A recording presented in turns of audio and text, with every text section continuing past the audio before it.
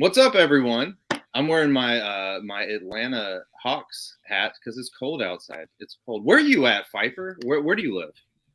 I'm in PA. We got a decent amount of snow, so I was out shoveling for most of the day. Yeah, it was only overnight, so the rest of the week and weekend should be fine. But we got a good amount outside right now.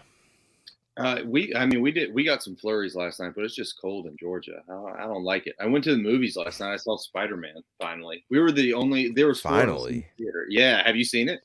oh yeah, It was it was, pretty good. I give it it was I incredible. give it like a 9 out of 10. I'd probably give it an 11, but Okay. I see. I spoiled it for myself before I went. I knew everything that was going to happen. So I'm one of it those guys. was it was tough. It'd be tough not to. There a lot of hype. Here come the trolls about the beanie. I'm wearing it the whole show. I can't be stopped, and I do have the glasses on.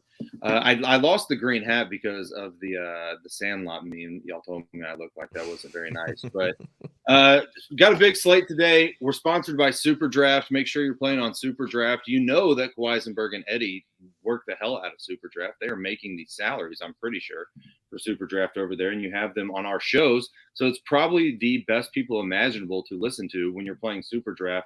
Just subscribe to the FTN Network YouTube channel. Catch all the great content from them for the NBA slates, specifically the Super Draft stuff. And we do have the Super Bowl coming up. We Ugh. have been working on the Super Bowl schedule. Sorry, man. We've been working on the Super Bowl schedule for like 2 weeks. We're going to have a lot of huge content. It's going to be our best shows, most people on shows, the most content we've pumped out, the best content we've pumped out. We've got 2 weeks to work on it. I'm going to fucking win the showdown for. I hope they put it. I want them to do like a $2 million showdown up top. That's what we need. So make sure you check that out. Turn on the notification bell. Like the stream. We would appreciate that. That helps us out. And if you sign up, if you're not already signed up, if you're not asking Discord questions and roasting me right now for my hat in the FTN Discord, use the promo code FTNTV to get 15% off. I wanted to open the show with a couple minutes of football talk because we have the Tom Brady controversy going on. Is Tom Brady retired? Is he going to play next season and break all our hearts one more time? What do you think? So if he was still in New England, he definitely wouldn't be retired because that would just be my luck as a Bills fan. I don't know. I I don't know. Like it'd be different if it was like, oh, he has like 1, 2 Super Bowl rings. He's got 7. He's already the best ever. So do I believe that he's retired? I think I do. Yeah. But then again, like Brady's, ultimate competitor. I'm coming off a playoff loss. I wouldn't be shocked if he wanted to run it back. Yeah, I mean, like I always heard he was going to play till he was like 50. I thought that was the I that think was he the said plan. his goal was 45, which he Mm. did not reach if he in fact has retired, but let's be honest, he could play till 50. How old is his son? When is his son going to start breaking all our hearts? And I don't even actually. I do know that he plays football. He's got to be kind of young. I've got a good Tom Brady son story, I guess. Yeah, I But don't know. No how clue. old is that guy? Brady? No. His Oh, son. could not tell you. We did just get De'Aaron Fox rolled out though, so that was a nice little news blurb. Yeah. I used to work with Tom Brady's ex-girlfriend, Bridget. And one time when this was like Like years like ago. Bridget Monahan? Yeah. Oh And wow. so I worked with her for like 2 months, and it was after she had Tom Brady's son. And so Okay. I want to guess he was like, I mean, he was young. He was like 4 or 5 years old, but she used to bring him to work like every day. And I remember he'd always like throw little footballs and stuff around. But she never brought Tom Brady. I guess they weren't dating anymore. But I always thought that was like crazy. First, I'm working with like Bridget Moynihan, and then I have like Tom Brady's son like running all over the place. So that was kind of cool. That's But wild. yeah, it was weird times in a former life. But we should start talking about the NBA slate. We've got a 6-gamer. I love 6-gamers. I think we could be in for a couple of potential blowouts tonight. Maybe more than a couple. We'll have to see, but we'll start breaking it down. Someone said dope lid and goggles. That's right. That's what they were roasting me for is my goggles, my horse brand I got on. But the first game we have is Boston at New Orleans. New Orleans played last night. We do have news that Jonas Valanciunas is going to be out, so we're locking in Willie Hernan-Gomez, 5,100 on FanDuel. Are you playing FanDuel or DraftKings? DK. Okay, so you have the DK pricing pulled up? Yes, sir. What's Willie Hernan-Gomez tonight? Price didn't move. He's 5-1. Yep. So we're locking him. We're locking him in. Even if he were to somehow fail, like everyone's going to have him, so you can just beat him at other positions. So I don't think he will either. He's started 5 games this year. He's averaging 15 points, 11.2 rebounds, and 1.5 assists per game. So we've obviously seen what he's done lately. And then over the course of the season, 1.3 fantasy points per minute, 44% rebounding rate with Joe Val out. So yeah, like, it's not even the fact that, he could come back down to like 30 fantasy points. A, everybody's going to play him. B, the price didn't move. So, Yep. No, I'm with you there. I think the Celtics take it to New Orleans tonight. I mean, Brandon Ingram is already out of the slate too. They did play last night. They're not a good team. I mean, the spread's 6.5. I think Boston probably covers that, but I'm pretty certain that they're going to win if you want a money line parlay that or anything. But tell me about any other guys that you're looking at with this New Orleans news, and then on the Boston side. Yeah, so we have to wait and see with Devante Graham. He's a game time decision. No, he's probable now. Wait, no, he's probable earlier today, and now I've seen he's a game time decision. So if he's out, Alexander Walker becomes, an elite play. We've seen the upside he has when he gets to play starters minutes. Although he did play 34 minutes last game, but still, you feel even better about him. And then, on a smaller slate, 6 games, maybe look at Jose Alvarado, who, could play 20 to 25 minutes. But I think an interesting piece of this game is Josh Hart, because he's not on the injury report. He's active. He played 37 minutes last game. 30 fantasy points, but we've seen him. He's one of the best rebounding forwards in the NBA. Like, if he has 15 rebounds in this game, I would not be shocked. Like, his rebounding rate is always high, and I'm pulling it up now, but I'm sure it's, relatively high with Joe Val off the floor. Plus, you get more shots with no Brandon Ingram. So I think Josh Hart's like an interesting mid-range play, because everybody will look to the guards if Graham's out, and obviously Hernan-Gomez, the Joe Val out, but I think Josh Hart could go a little bit overlooked, and he has like a ceiling of like 16 and 15. Like, he's done that before. Yeah, I'm with you on that. I'm sorry, I'm reading all of the takes people are giving me about who I look like and Tom Brady's baby. Yeah, so I think Graham does end up playing. I mean, because it was saying he was probable, now it's saying game time decision, but it's probably like just testing it pregame, and he'll hopefully be fine. But so yeah, if he is in, are you still interested in NAW? I mean, he's still like Graham played last game on Friday, and it's not like he left like 10 minutes into the game. He played 34 minutes, and Josh Hart played, and Alexander Walker still played 34 minutes. So the ceiling isn't as high if Graham plays, but I think he's still viable. And then like Herb Jones is the last player from this team. Like, he's playing huge minutes right now. He's such a good defender. Like, he's getting a lot of stocks. And, again, with Joe Val out, rebounds can go to him. He took 13 shots last game, 12 the game before. He's usually in like the 6 to 8 shot range. So with no Joe Val and no Brandon Ingram, Herb Jones, anytime he can take like 10 to 13 shots on top of the rebounds and stocks he gets is definitely encouraging as well. I feel like people don't play Herb Jones right now because you have Big Willie down there just soaking up everyone's usage, and you don't want to play 2 power forwards or power forward center from the same team, especially in not a great matchup against the Celtics, although they're not as good as defensively as they have been in years past, but you still got great players down there sucking up rebounds in Time Lord and Jason Tatum. But he'll be virtually unowned. Last night he put up 46 points in 36 minutes. Fantasy points that go. So he combined with Big Willie for 100 points last night or something close to it. Quick math, it's not 100, it's right there close to it. So I think that's a pretty good call with Herbie Jones. If he can get over 35 minutes again, which he probably does, barring a like 20-point Celtics blowout, which would then put Jackson Hayes like well to the mix in a blowout situation, then that'd be a good play too, man. I think that's a good call. Anyone else on the Pelicans you want to touch on, or you want to bounce over to the Celtics? Let's go to the Celtics. Yeah, so no big injury news over there that we have to worry about. I believe they played. Didn't they just play last night in Atlanta? Yeah, they did. So they're Yeah, traveling. they did not play well. I was at Spider-Man, so I didn't get to watch any of the Oh yeah. games. Yeah, but I did. I made a lineup at Outback Steakhouse while I was on a date, and I won like $1,600. And it was just, yeah, it was like one of my best lineups the past 3 days because NBA is hard.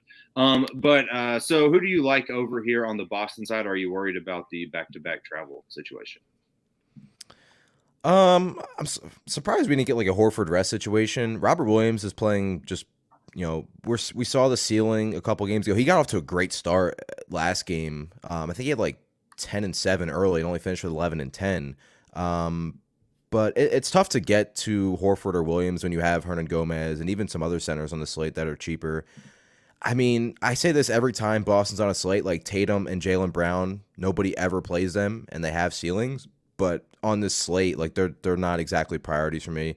That's kind of how I've been with Boston all year. Whenever they're healthy, I mean, I don't want to pay 6-2 for Schroeder, with Marcus Smart active.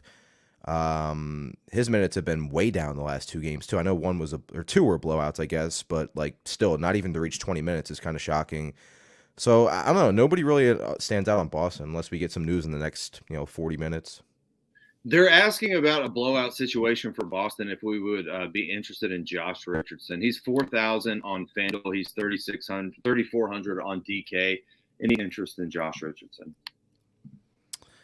I mean, I don't want to project for a blowout. I get it though. Like if you need a value play and we don't get a ton, you could do worse than Josh Richardson, but I'm definitely not like thrilled about it. Like I don't know, the same price range. Like Denny Advia from the Washington game has already been playing like more minutes than Richardson, and you may not need a blowout. So I guess I don't love it. I don't hate it.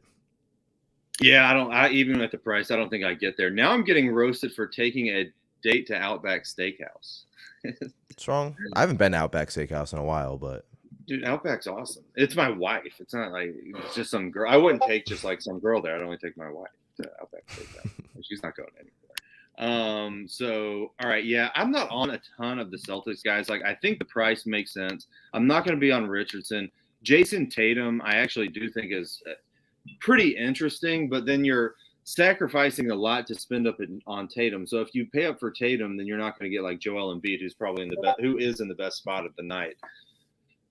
I mean, hell, I'm looking at like what Tatum's been doing against Sacramento 2 games ago. He dropped 50, but that's who Joel Embiid gets tonight. He's a better point per minute guy. So you would just spend up for Joel.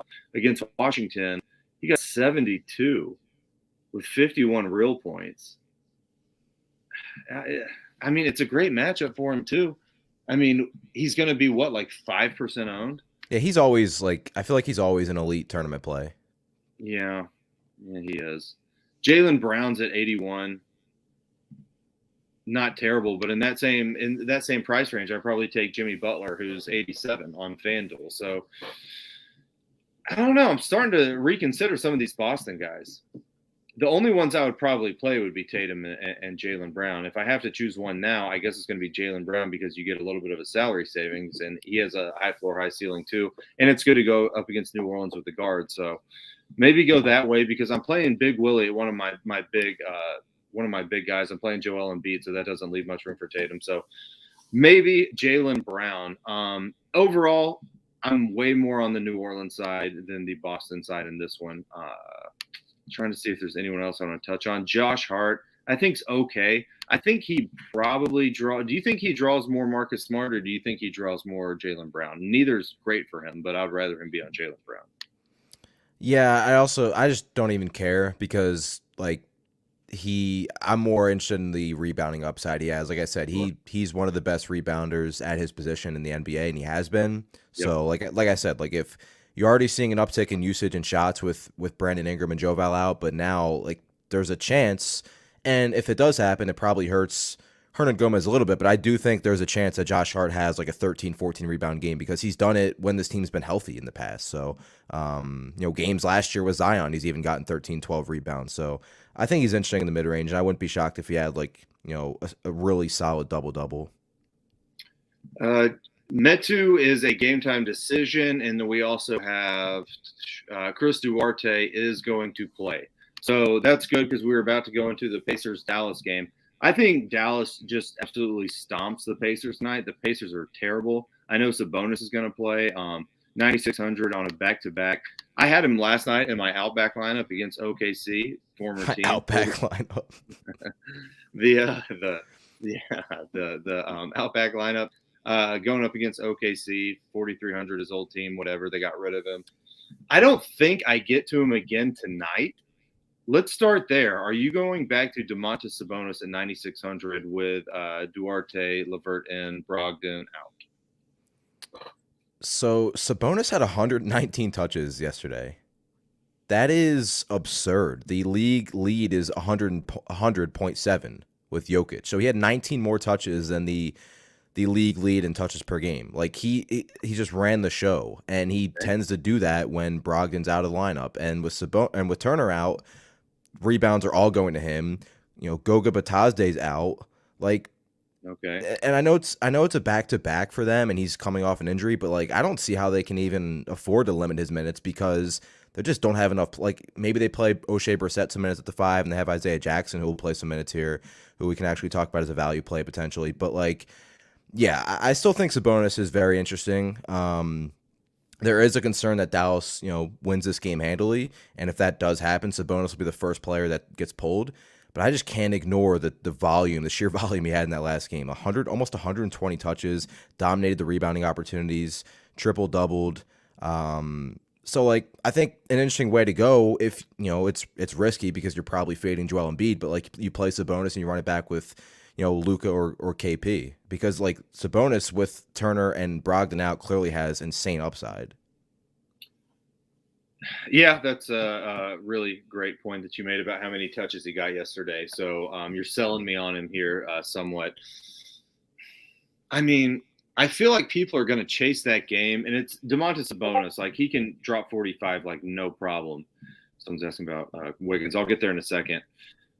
I personally don't think I get there because there's just spin down, so I'm taking it at that spot, which kind of leads me to O'Shea Brissett. Now, we had a question about O'Shea Brissett earlier in the chat, and I said I wasn't really on him. You do have Goga out. I was at Outback Steakhouse, so I don't know if he went and played the 5 last night. Is that what they did with him? Not to put you on the spot, but are you aware of how – because he did get 24 minutes last night, and I assume it's because Goga was out, even with Sabonis back. So do you know if he was playing the 5 or the 4 or the 3? I mean, Batazde, I think, played – like, he wasn't a huge part of the rotation – to start with. He only played like 2 minutes in the first half or first quarter and then left the game. So it's not like he played the minute or two and then hurt his foot. I'm pretty sure he played like a decent, like I'm pretty sure he just didn't come onto the floor. Okay. So I think they ran because Sabonis played 44 minutes. Like first game back, he played 44 minutes. And with no Turner out, like, so you're not playing Sabonis at the 4 if he's on the floor right now with this team. So I think whenever he was off the floor, it's possible that they ran.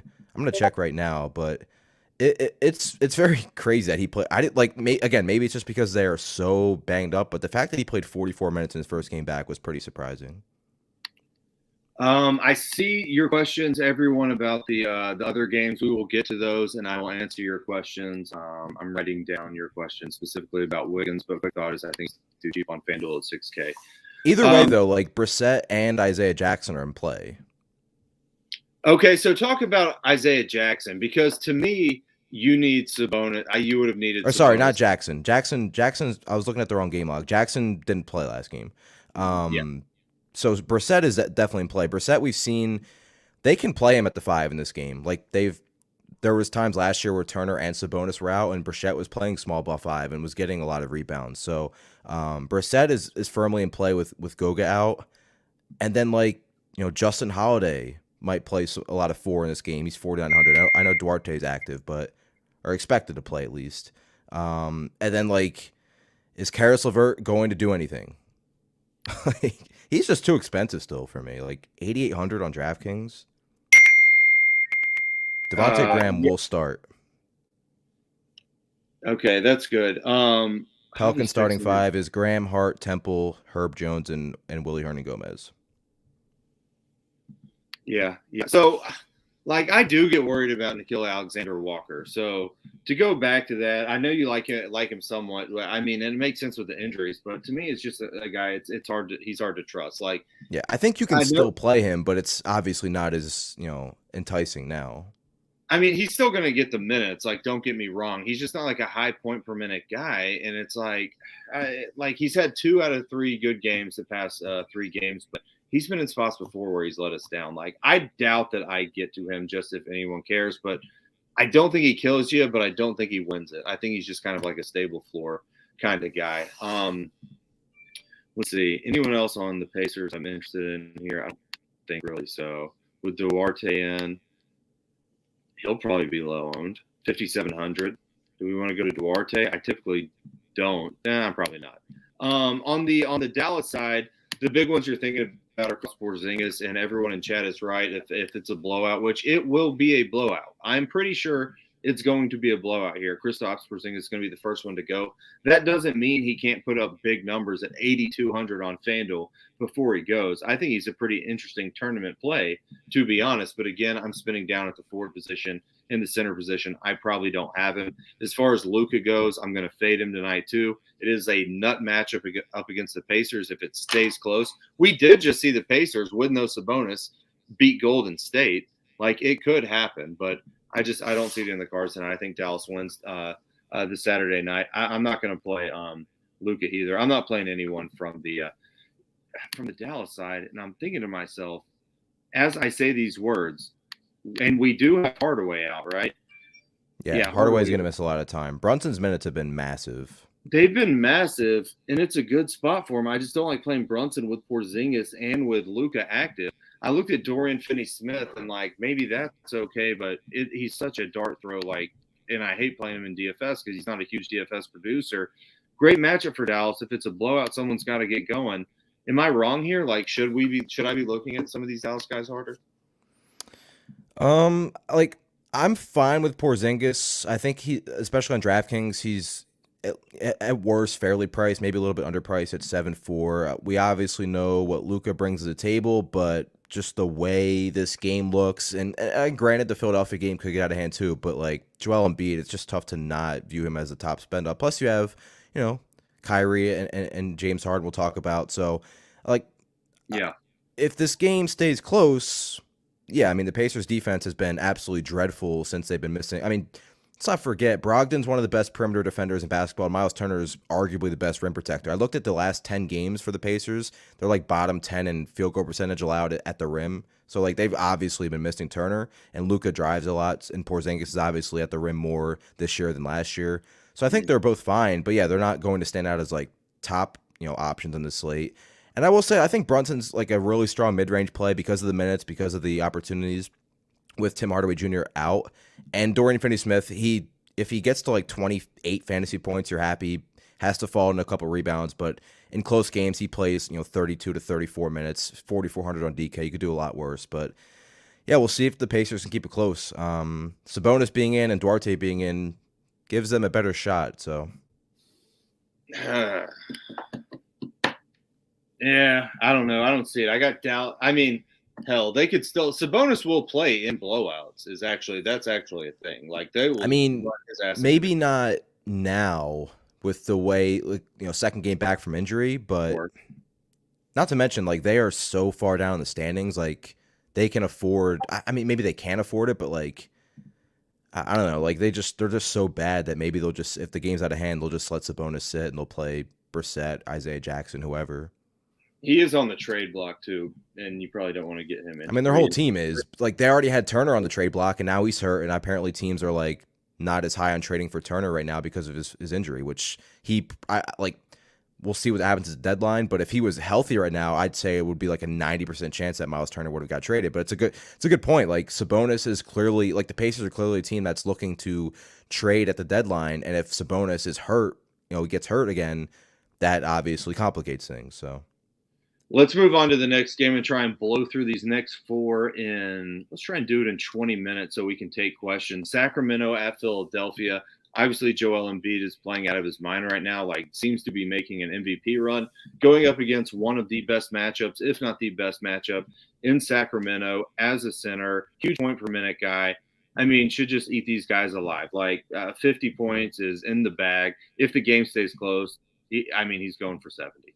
I mean, it's just the way it's going to be if you think the game can stay close. And to like some of our subs points, and something we've been saying for a while, Philadelphia doesn't blow people out. Now, Sacramento is a truly terrible franchise and team at the moment, and they're getting beat by everybody big time. But they're also well aware of like how terrible they've been playing. They're trying to pull it together from the reports I've been reading. Like they're pretty pissed off how terrible that they are. Philly's better though. Is Joel Embiid a lock on all of your? How many lineups are you making tonight? Probably, 3 to 5. But like it's Joel Embiid is just like I looked over the last 2 weeks. His usage rate's over like 40%. The assist rate's even pretty high. Although Seth Curry is going to play in this game, but it doesn't matter. I mean, Embiid is. I feel like if this game even stays remotely close, we've seen it. I mean, you'd be surprised if he scored under 35 points. Like he had a down game last game and still had 51, almost 52 fantasy points. Yeah, I mean, Sacramento has no shot to defend him. Seth Curry being back doesn't really take much away. Like, no. The question is, like, do you go to anybody else from Philadelphia? Because, like, it's a good spot for Tobias Harris. It's a good spot for Tyrese Maxey. I think Maxey's pretty you're on FanDuel. I'm pretty sure his price on FanDuel is pretty appealing. And this is a good spot for him against a fast-paced team who stinks against transition defense. So it is a good spot for Maxey. He's $6,000 on FanDuel. Like, I'm playing him 100%. Like, yeah, that's really nice right there. Yeah, so he's one of my favorite plays of the slate. He's got the upside to get you 40. His floor is going to be like 24 or something here, which isn't great, but hell, at 6K, that doesn't kill you. Give me over 30 for Maxey. He's going to keep my head above water against Sacramento. You can play him with Embiid. You can play him with Harris. Right now, I've got 3 76ers in my lineup, but I think I want to dial it back a little bit. The thing about Maxey, too, that's awesome. Like, I know Curry's back, but with no Shake Milton, they don't have a backup point guard. It's kind of like Darius Garland in Cleveland, where, like, no matter what, he's playing like 36 to 38 minutes. They just don't have a backup point guard to handle the ball. And maybe they can have Curry do that a little bit, but I don't like he was still playing huge minutes when Curry was active anyway. Do you have a Maxey price on DK? He's 6'6". Yeah, play him over there too. Someone's asking us to discuss Mitchell versus Halliburton. And I actually like them both. So I have both of them in my lineup right now too. And so right now I have Maxey, I have Mitchell, I have Halliburton, I have Embiid. I swapped off Harris because I was mixing things around. I think you can play them both. Both are going to start. Both are going to get good minutes. Halliburton, if they stay in this game, it's going to come from Halliburton, I would have to assume. And then Davion Mitchell's just too cheap for the new role that he's been given, right? So 4,900 over on FanDuel, even though Philly's excellent at guarding guards. Like you can't argue that, but 4,900 seems too cheap for my boy Davion Mitchell, someone that I don't play a ton, and the price is coming up a little bit.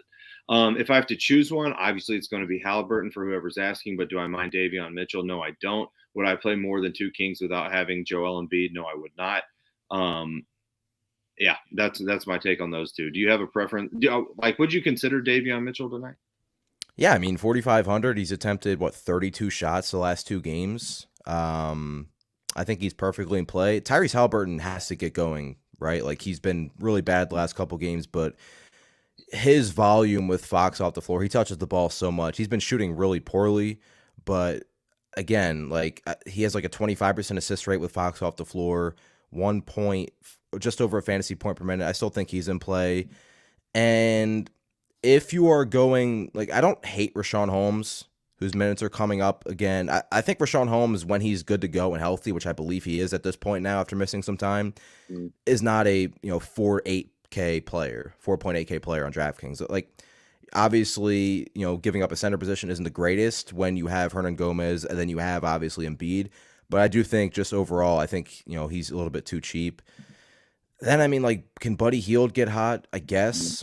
But at 6'1", like same price as Jalen Brunson, I'd rather play Jalen Brunson than Buddy Hield. Yes. Yeah, I mean, I don't disagree with that. But Terrence Davis obviously being out too has been massive for Buddy Hield and Mitchell for that point, because Terrence Davis had been starting and playing like 38 minutes whenever whenever they've been missing like Fox or Halliburton. So with Davis out and Fox out, that's so many minutes to need replacing.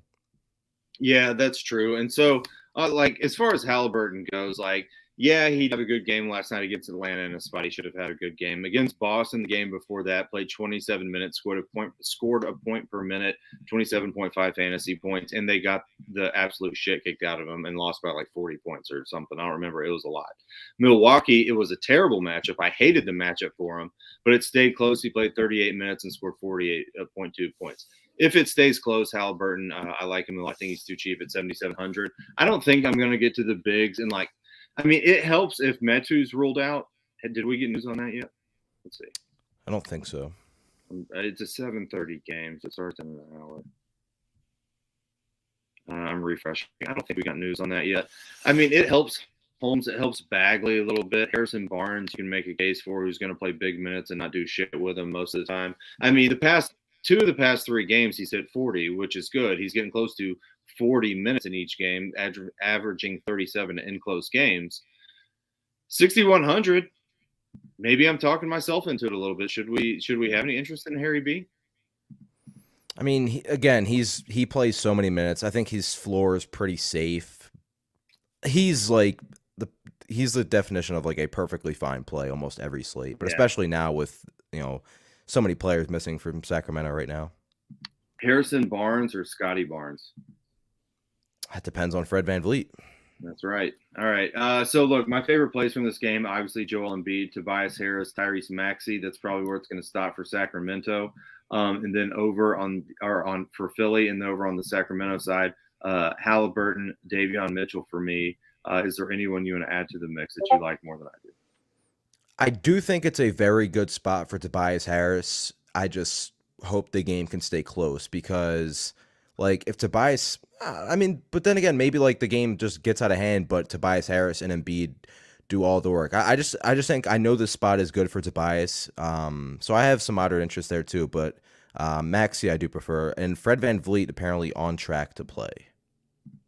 That's interesting. So let me ask you this. So if you end up fading Joel Embiid at the center spot, is there anyone else like at the center spot that you think that can just absolutely smash the slate? Because I would assume if you fade Embiid, you're going to play Tobias Harris.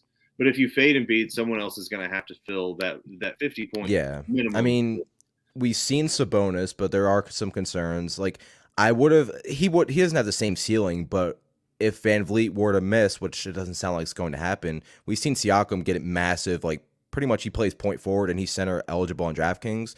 But yeah, other than that, I mean, we'll talk about Bam.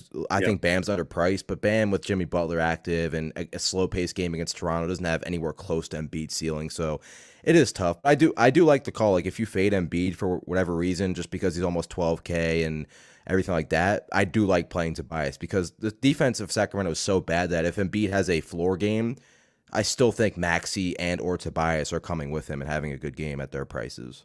Yeah, I can't see a floor game from Embiid. I don't either. Sacramento. I mean, I think you probably just play him. I think you lock in Embiid, you lock in Willie Hernangomez, and then you start building around that.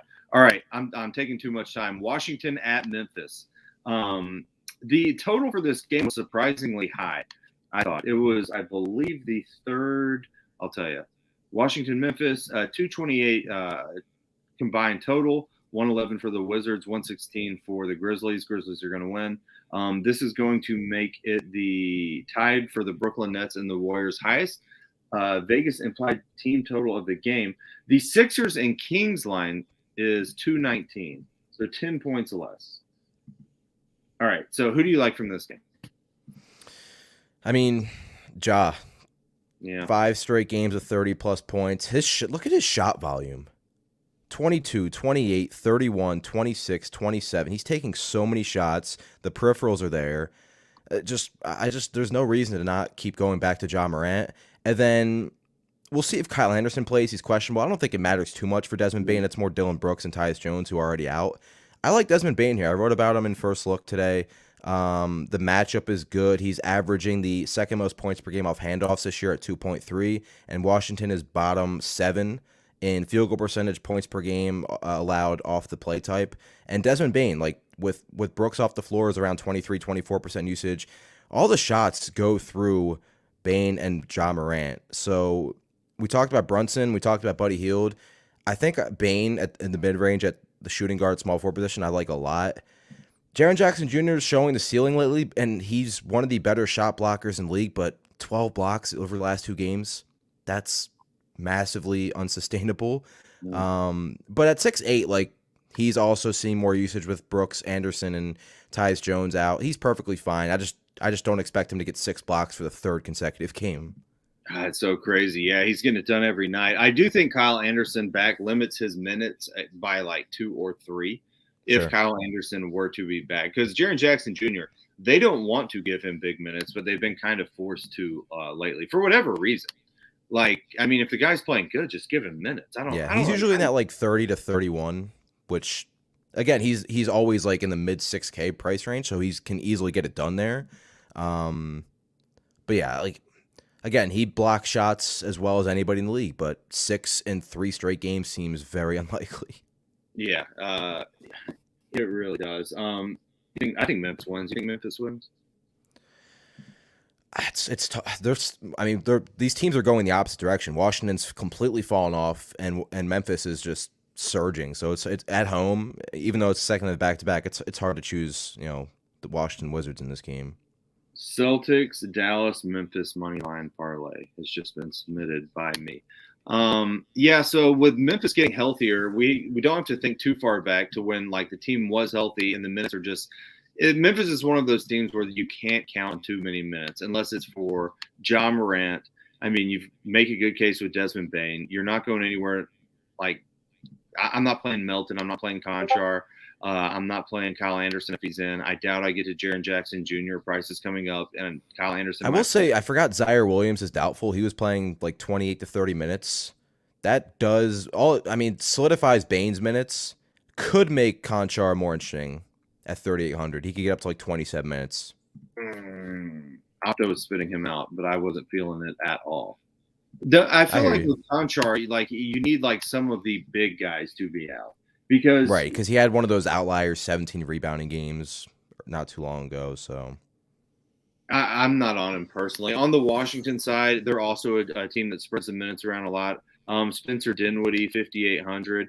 He does play big minutes. Is Spencer Dinwiddie someone we can consider here? Like, no one's going to play Spencer Dinwiddie. He's been super so cheap. bad. He's bad, but hell, he's going to play 35 minutes in a close game. Point guard, all I need is like 30 from the guy. I mean, I wasn't considering him at all, but I just looked at his price. I'm like, maybe we're overlooking him because he's one of the 2 guys on the Washington side that is going to, Kuzma too, that's going to get big minutes. Kuzma, Beal, and Dinwiddie. I don't really have anybody on Washington that stands out. Like, they're fully healthy. They're playing, like you said, they're playing so many different players.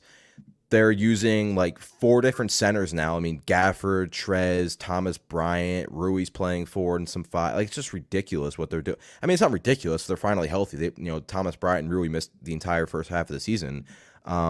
Beal's ceiling has been capped when Dinwiddie's been active. He's been, 47 to 50 fantasy points. We haven't seen as many like 60 fantasy point games, which you don't really need at 8,900, but I just, nobody stands out. Everybody's kind of priced appropriately. Dinwiddie has not been good. I don't have interest in anybody. Maybe Denny Advia, who I talked about earlier, as a value play at 3,600, playing, upwards of 25 minutes. But you feel better about him, obviously, if like Hachimura were out or Kuzma were out.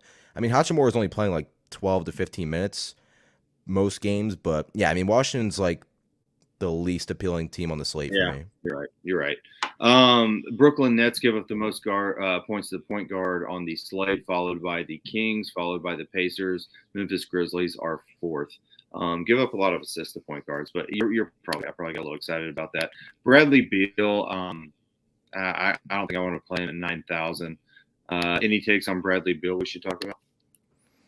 Again, he's still an amazing player. He's still one of the best scorers of the basketball in the league. But with Dinwiddie there and Kuzma there, his ceiling has been capped compared to last year, where it was massive games. The assists were high, or higher than they normally were. So if you get to Beal, I don't think it's a bad play. But just he has not been, unless Dinwiddie's been out, Bradley Beal has not been like a building block for me at all this year.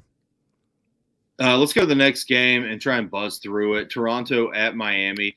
You said that Fran VanVleet is probable. Is he confirmed in or just probable right now? I don't believe he's been confirmed in, but he's on track to play. So 8,600 going up against Miami with no Kyle Lowry. Would you play Fred VanVleet at what I have to assume is going to be lower ownership now that he's been questionable all day? He's going to step right back into 40 minutes. Yeah, that's what it, like he's missed 2 games.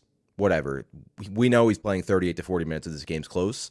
I do like VanVleet. I think it takes me off Siakam a little bit, especially on DraftKings where he's up to 9,300.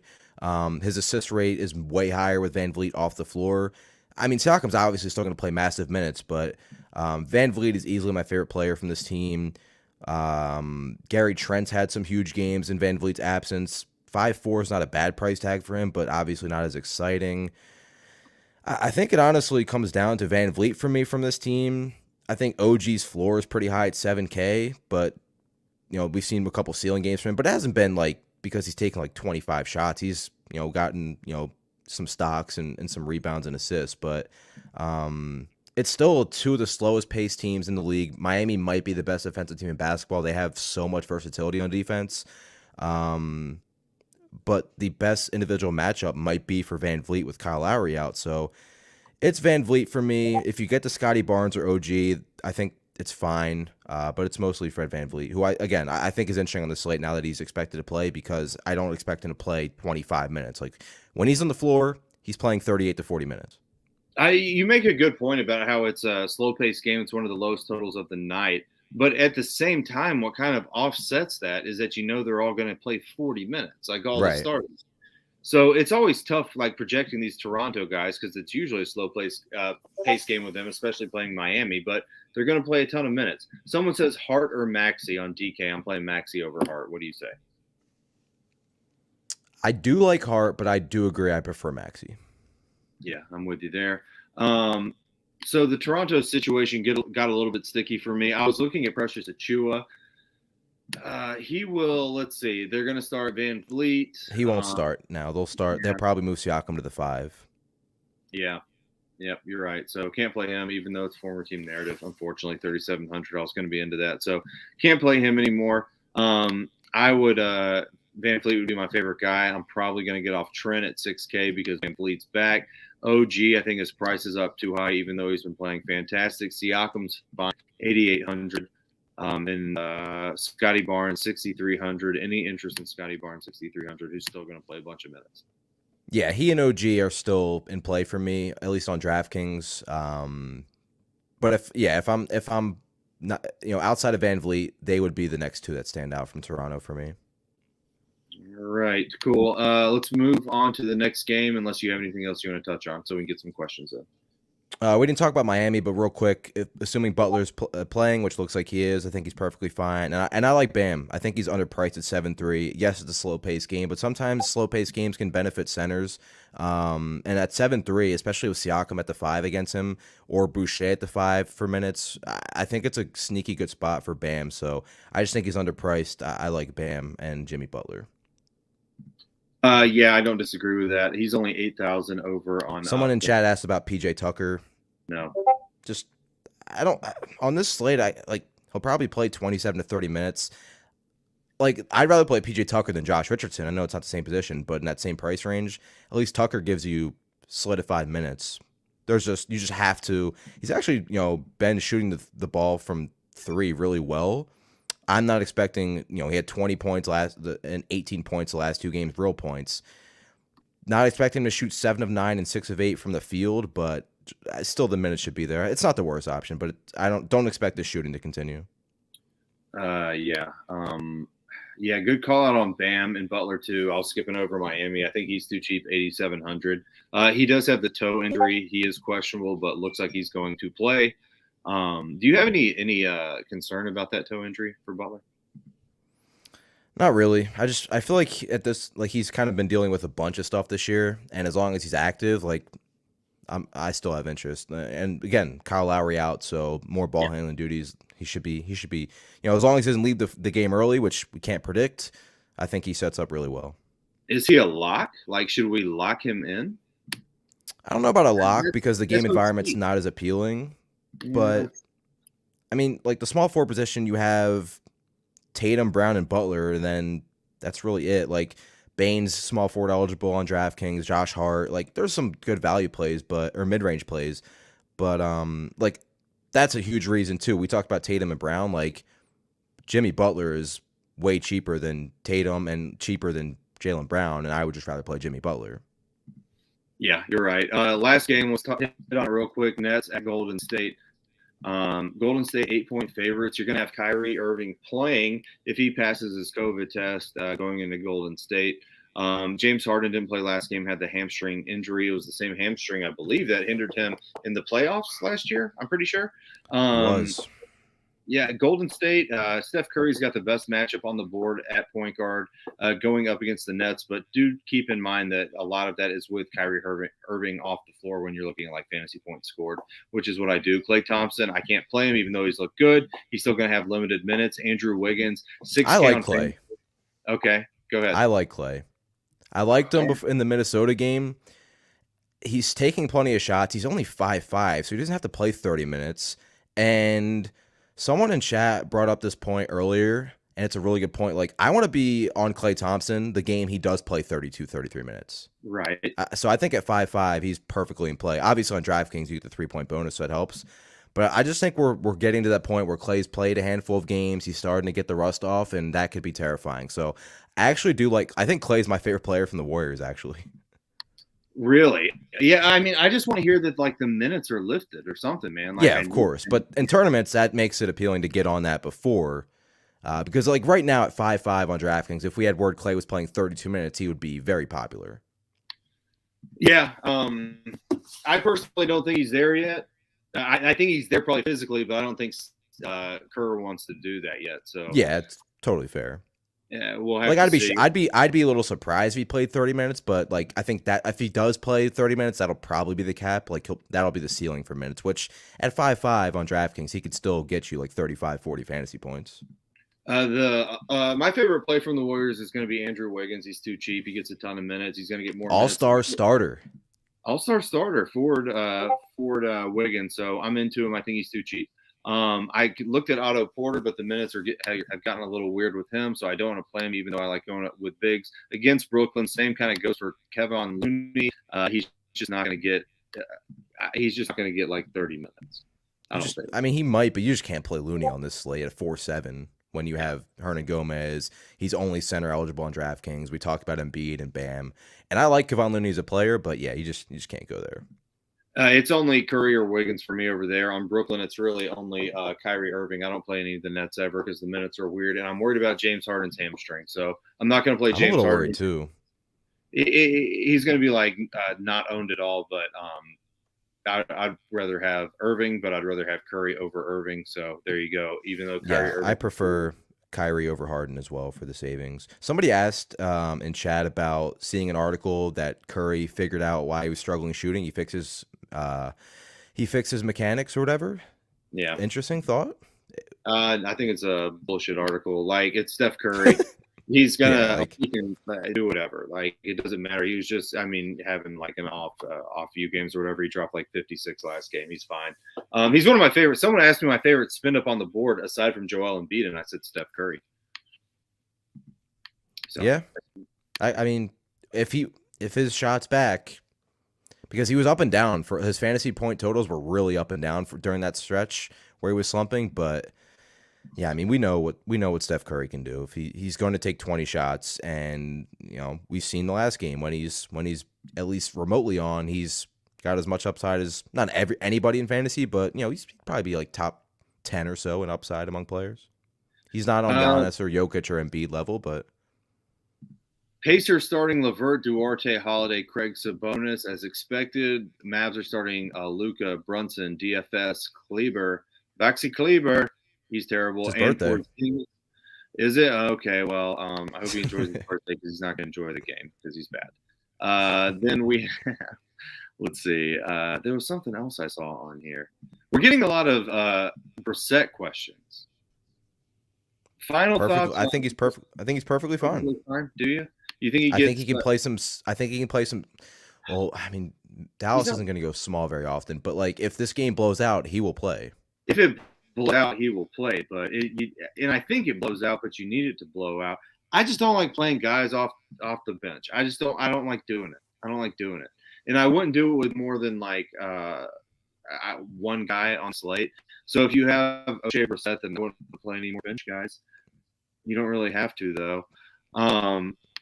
The price makes him okay, but I don't think it's any kind of smash spot or anything like that, if I'm just being honest.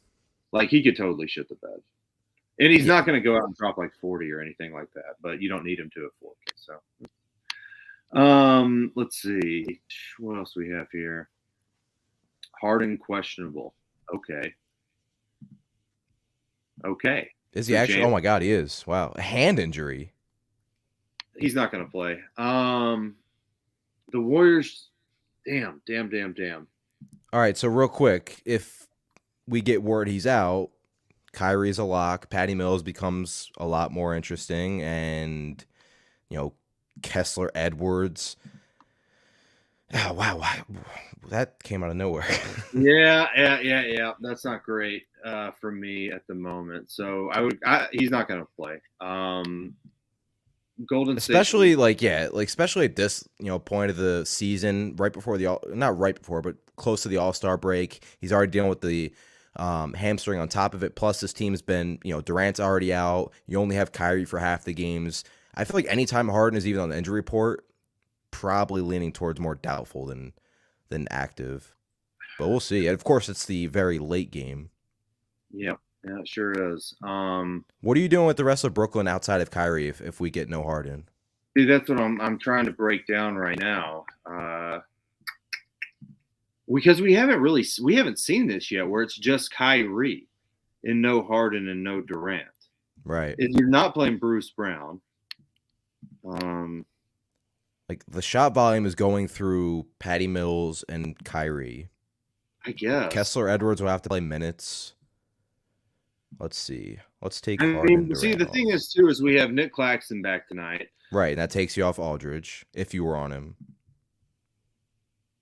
I don't play many Nets guys, man. I probably so Kyrie looks like has played almost 43 minutes with no Harden or Durant, 34% usage.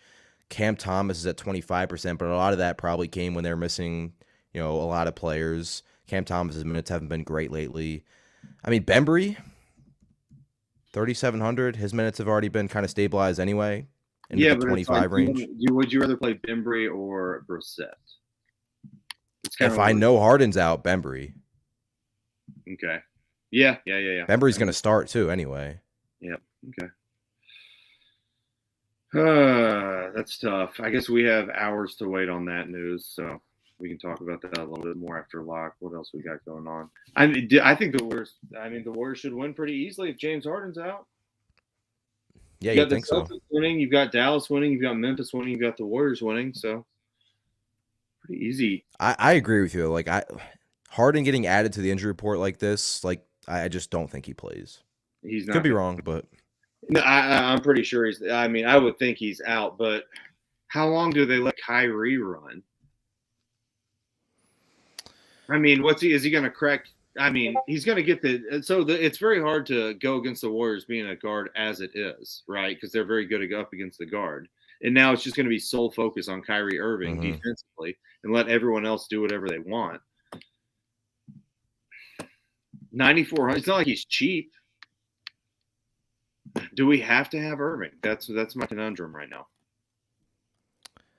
Do you have to? No, but I would still like him a lot. But you do have Ja at 10-3. You mentioned Curry. Van Vliet at 8-7. Halliburton. There are some point guard options. Tyrese Maxey. Point guard's pretty strong on this slate. Yeah. Right. I'm updating some lineups. Do you see any more questions in there in Discord we need to address? Someone asked Brissett or Dorian Finney-Smith for last man in. I would just lean the... Yeah, I would just in that situation I just lean to who's starting, and Dorian Finney-Smith continues to start. So, yeah, not a massive ceiling for either player though.